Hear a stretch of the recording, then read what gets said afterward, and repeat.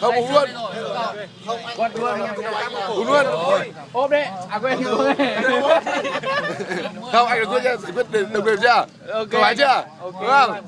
Đúng anh không? Được. Đây gì đâu. Anh nói với em nhá, hôm nay thì rất là vui. Dù sao nó cảm ơn anh Tuấn Anh mà dù sao là đây người ta gọi là bầu xô đấy. Bầu xô. Nhưng mà ngày xưa là bầu kiên. Bầu Kiên đi tù rồi nhá. Bầu xô thôi nha. Đây là anh Tuấn Anh. Anh em mình cảm ơn anh. Chụp ảnh anh. Đấy à. Quay. Nào chúng ta này anh cảm ơn phòng Hoàn Kiếm đi. Vô tư với anh có vấn đề gì không? Nào đâu. Thôi nhưng mà anh chỉ nói nhá.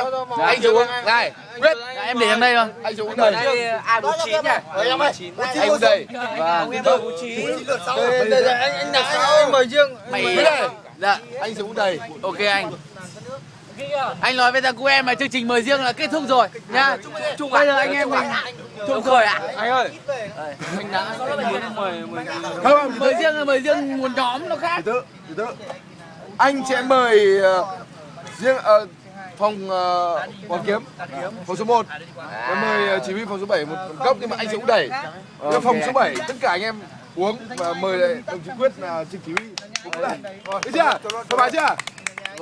Anh em mình lại đều là chỉ huy đây mà. Ok anh ạ. Em mới nhất trí với quan điểm của anh. Được chưa? Ok.